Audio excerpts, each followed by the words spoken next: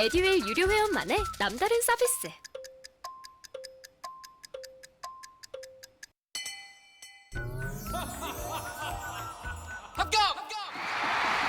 합격하고 돈도 받는 혜택. 오직 에듀윌 유료 회원에게만. 에듀윌.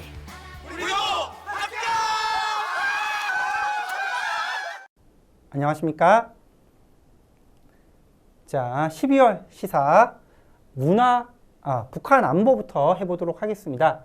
자, 이번 시간은 북한 안보 파트하고 문화 미디어 파트 이렇게 두 개 파트 나가볼 거예요. 자, 먼저 북한 안보 세 개 소재가 있는데요. 대북 확장 억제와 관련돼서 자, 성명이 하나 발표됐습니다. 자, 캄보디아에 가서 했던 성명, 푸놈펜 성명입니다. 캄보디아 수도인 푸놈펜에서 우리나라 그리고 미국 그리고 일본 이렇게 3개국 정상이 모여서 대북 확장 억제를 위한 푸놈펜 성명을 발표했고요. 또 하나는 유엔 총회에서 북한의 핵실험을 규탄하는 그런 규탄 성명이 지금 압도적인 회원국들의 찬성으로 가결이 됐습니다. 또 하나, 북한이 지금 올해 들어서 계속 미사일을 쏘고 있는데 이번에는 북방 한계선인 NLL 이남의 울릉도 지역 근처까지 탄도미사일을 처음으로 탄도미사일을 발사했습니다. 울릉도에 공습 경보까지 내리게 된 상황이 있었어요. 자, 하나씩 살펴보겠습니다. 자, 한미일 대북 확장 억제 푸놈펜 성명, 그리고 또 하나 윤 대통령이 인도 태평양 전략도 선언했습니다. 자, 이번에 이제 아세안 회의와 그리고 G20 회의가 있어가지고 자, 푸놈펜으로 갔었는데요. 자, 캄보디아 푸놈펜에서 미국의 조 바이든 대통령 그리고 기시다 일본 총리와 정상회담을 열면서 북핵 안보, 경제까지 전체적인 협력 방안에 대해서 논의했습니다. 이러면서 이제 발표된 한미일 정상 공동 성명, 일명 푸놈펜 성명이 채택이 됐는데요. 대북 확장 억제를 위한 내용이 들어있습니다. 거기에 핵심적인 내용이 바로 뭐냐? 푸놈펜 성명의 핵심이 바로 이겁니다. 자, 미사일 경보 정보를 3국이 실시간으로 공유하겠다라는 거예요. 자꾸 북한이 미사일을 지금 쏘고 있으니까 각국이 지금 미국도 우리나라도 일본도 위협을 받고 있죠. 그죠? 그래서 뭐 지난달 9월 달에는 일본 쪽 해상으로 미사일이 가기도 하고 그리고 우리나라 같은 경우는 뭐 동해 서해 할 것 없이 수시로 지금 미사일을 쏴대고 있죠. 그러니까 이 미사일에 대한 탐지 능력을 좀 더 같이 향상시키고 공유해야겠다. 그래서 북한 미사일 경보 정보를 3국이 실시간으로 공유하겠다라는 내용을 밝혔습니다. 그래서 앞으로 북한 미사일을 더 빠르고 신속하게 차단할 수 있겠죠. 자, 이게 이제 한미일 정상 공동 성명이었고요. 또 하나는 이제 아세안 회의 가서 윤 대통령이 발표했던 한국판 인도태평양 전략에 대한 내용입니다.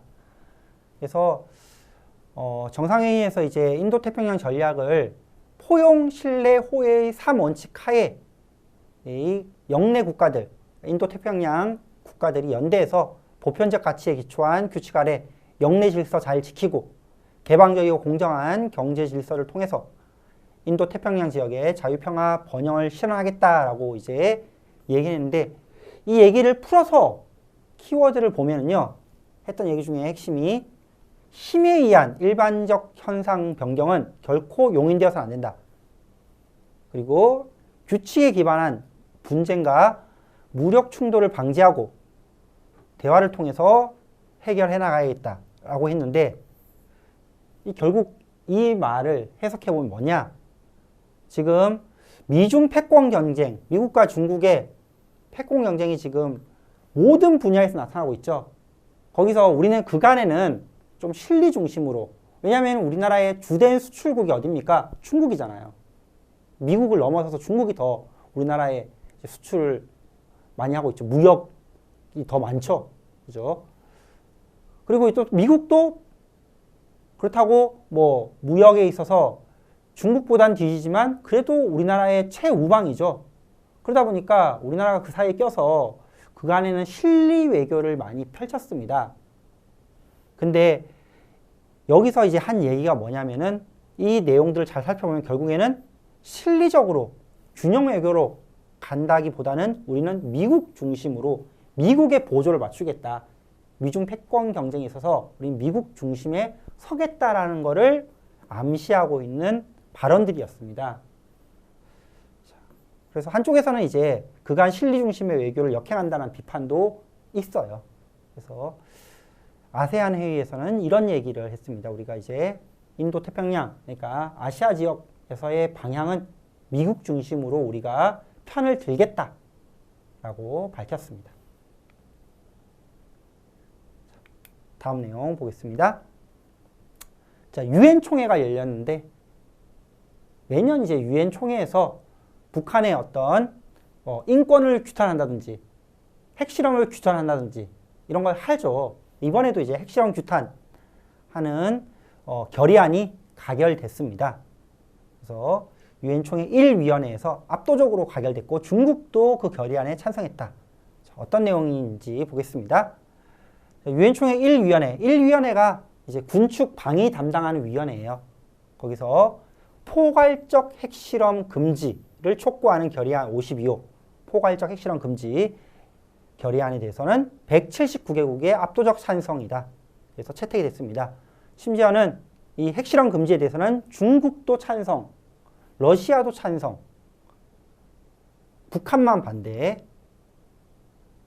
그 밖에 이제 뭐 시리아 이런 나라들은 기권을 했습니다. 이 결의안 외에 또 하나의 더 결의안이 있었는데요.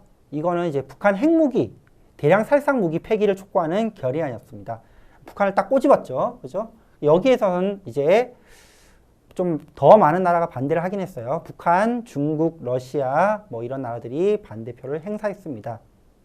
다만 이런 유엔 총회의 어떤 결의안 매년 있는데요. 이 결의안에 채택이 된다 하더라도 이게 법적 구속력은 없어요. 그래서 유엔 회원국들 한 190여 개 되는 유엔 회원국들이 우리는 이렇게 생각한다 라는 거죠. 그런 게 현실이긴 합니다. 다음 내용 볼게요. 자, 북한의 연이은 이제 미사일 도발, 이번에는 사상 처음으로 북방 한계선 NLL 이남으로까지 미사일이 날아왔습니다. 울릉도에 공습 경보가 떨어졌다. 12월 2일 날 최소 10발 이상의 미사일이 날아왔는데요. 그 중에 탄도미사일 3발이 그냥 이제 공포 미사일 이런 것도 아니고 탄도미사일 3발이 이제 NLL 이남 울릉도 방향으로 포격이 되었습니다. 그래서 울릉군에는 공습 경보가 발령되었고요. 당연히 이제 NSC 국가안전보장회의가 열렸겠죠. 윤 대통령 뭐라고 했냐? 엄정한 대응을 신속히 취하라 라고 지시했고요.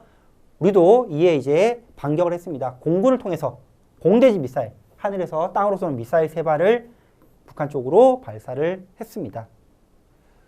더군다나 이번 미사일 도발이 10발 이상이 됐다고 했는데 이게 이제 10발 이상 발사한 거는 올해 처음 있는 일이었어요. 그래서 어떻게 분석을 하고 있냐면은 이 여러 종의 미사일을 한 번에 쏘게 되면은 요격이 쉽지 않다. 진짜 요격이 쉽지 않은지 한번 확인해 보자.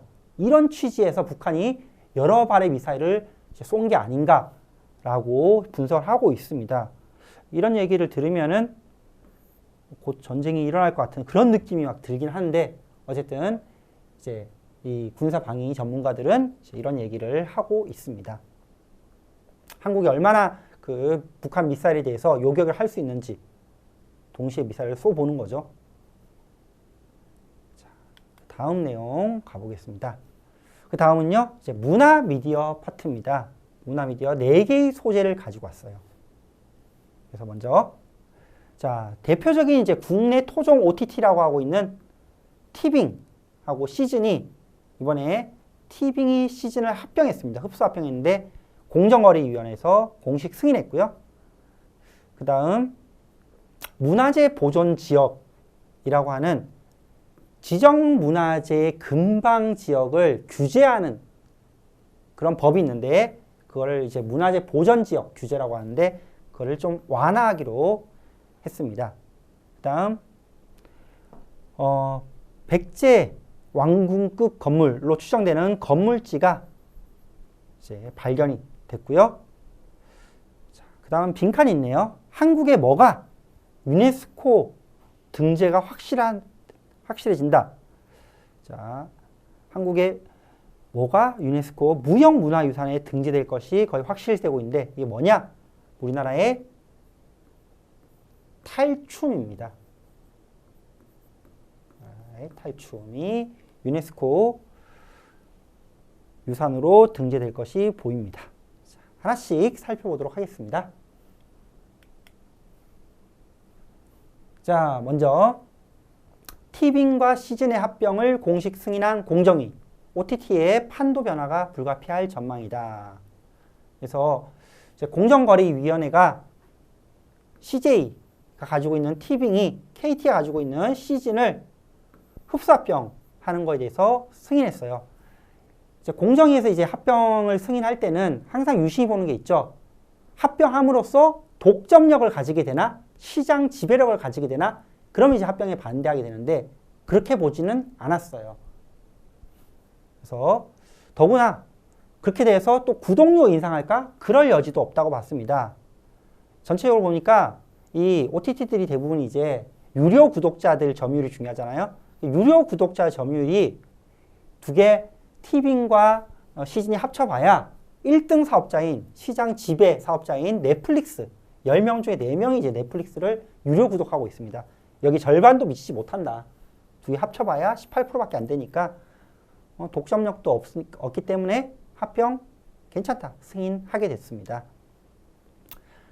자, 다만 이제 티빙이 시즌을 합병하게 되면요. 우리나라 이 OTT 사업에서는 토종 업체로는 이제 점유율이 웨이브를 제치고 1등을 하게 됐습니다. 웨이브는 이제 SK가 가지고 있는 거예요. SK와 지상파 4사가 합작하고 있는 OTT입니다.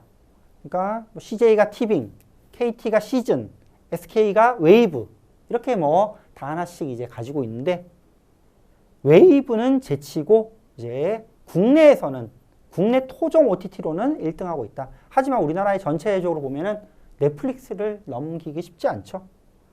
그죠?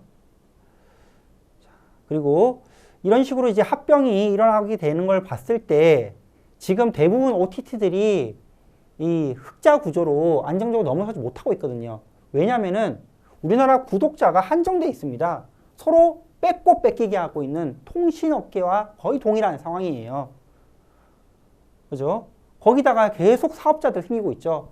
뭐 최근에 이제 쿠팡 플레이까지 많이 이제 진출을 하고 있는데 이렇게 사업자들이 많이 들어오고 있는 상황에서 구독자는 시장은 한정적이에요. 그러면 이제 치킨 게임이 불가피하겠죠. 그래서 더욱 경쟁이 심해지고 결국에 또 몇 개 업체들이 흡수합병되는 구조조정도 불가피할 걸로 보고 있습니다. 경쟁이 점차 심화되고 있는 상황이다라는 거예요. 한번 보면은요, 이 OTT 사용자 수의 순입니다. 보면은 넷플릭스가 제일 많죠. 그죠? 10명 중에 한 4명 정도가 넷플릭스를 보고 있다. 1000만 명이 넘죠.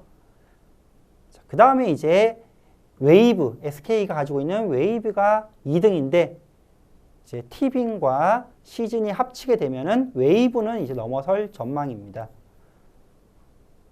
그 외에도 쿠팡 플레이도 있고 왓챠도 있고 디즈니 플러스도 있고 지금 여러 개의 업체들이 지금 한정된 그 고객들을 가지고 경쟁을 하고 있는 상황이다. 경쟁이 매우 치열한 시장입니다. 자, 다음 내용 보겠습니다. 자, 문화재 보존지역 손본다. 규제를 좀 완화하겠다라는 거예요. 자, 규제혁신위원회에서 윤 대통령 정권에서 이제 규제혁신이 또 하나의 주요 정책 방향인데, 그래서 규제를 좀 풀겠다. 그래서 역사 문화환경 보전 지역 범위를 좀 풀겠다라는 거예요. 이 역사 환경 그 보존 지역이 뭐냐? 우리나라 주요 문화재들을 보호하기 위한 구역입니다. 그래서 문화재 인근 지역까지 다 규제를 하는 거예요. 그럼 이제 거기에 뭔가 개발 사업을 잘 못하겠죠. 거기에 땅이나 건물을 가지고 있는 사람들은 상당히 자기 재산권에 제약이 심하겠죠. 그래서 그런 것들을 좀 완화하겠다는 거예요. 그래서 보통은 문화재가 있으면은 그 문화재의 외곽 경계로부터 한 500m까지는 역사 문화환경 보전 지역으로 규제를 받을 수 있습니다. 500m 이내에서 조례로 정하긴 하는데 뭐 200m 되는 구역과 500m 되는 구역으로 보통 많이 나눕니다. 그래서 문제가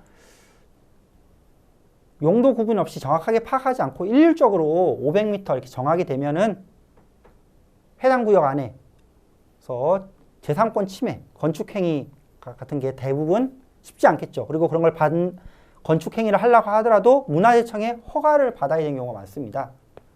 규제가 심하다. 그래서 이 부분을 좀 풀자.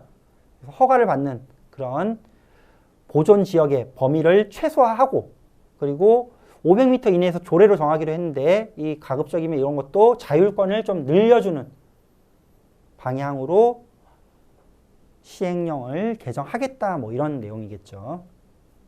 그래서 규제 완화가 어느 정도 이루어질 것 같다 하는 겁니다. 그 다음 내용 보겠습니다. 자, 백제 왕궁급 건물로 추정되는 건물지 2동이 부여에서 발견됐습니다. 여기 보니까 이제 발굴 조사를 하기 위해서 땅들을 이제 좀 파헤쳤던 모습이 보이죠. 그래서 집터로 보이는 이런 지역에서 건물로 추정되는 결국 보면은 여기에 지금 기와들이 한 상당히 높게 적층되어 있죠. 이런 것들이 이제 기단이라고 말하는 것들이 발견이 되었고 집터들도 이렇게 나왔습니다. 이렇게 한 동 집터가 또 한 동, 2동이 보이죠. 자, 그래서 여기에 대해서 간략하게 살펴보겠습니다. 자, 백제 왕궁급 건물로 추론해 볼 수 있는 자료가 발견되었다. 부여의 부소산성 그 주변 조사에서 백제 사비시대의 대형 와적 기단, 와적이라는 것은 기와로 쌓은 기단이 2동 발견되었다. 그죠? 자, 이 건물 집터는 사비시대 후기에 왕궁지로 거론되는 부여 관북리 유적, 익산 왕궁리 유적 등 왕도의 핵심 유적에서 발견되는 그런 건물지의 형태라고 합니다. 그러니까 왕궁지로 거론되는 그런 유적에서 나타나고 있는 형태가 여기에서 또 나타났다. 그러니까 왕궁급의 건물로 볼 수 있는 거죠. 동서 길이가 약 한 16m 이상인 북쪽 건물 하나, 또 14m 이상인 남쪽 건물 하나, 그리고 그 건물에 둘러싸인 기단이 최대 20단까지 쌓인 기단까지도 확인된 것으로 보입니다. 그래서 그 전에는 보통 이제 이 와적 기단, 기와로 쌓아 있는 기단이 평균 5에서 6단 정도 있는 걸로 비교해 봤을 때 상당히 높게 20단까지 남아 있고 상당히 잘 보존된 유적이라고 볼 수 있다. 그만큼 역사적 가치가 있는 그런 건물지가 발견되었다는 겁니다. 다음 내용 보겠습니다. 자, 문화 미디어의 마지막 소재입니다. 우리나라의 탈춤이 인류 무형 문화유산 유네스코에 등재될 걸로 보입니다. 자, 유네스코의 심사 결과에 등재 권고 판정을 받았어요. 보통 이제 딱 등재다 하면 무조건 등재되는 거고 등재 권고는 곧 등재될 거다. 등재되는 게 바람직하다. 그래서 등재 권고 판정을 받게 되면은 결과 바뀌는 경우가 거의 없대요. 그래서 아마도 탈춤이 유네스코 인류 무형 문화유산에 등재될 것으로 보입니다.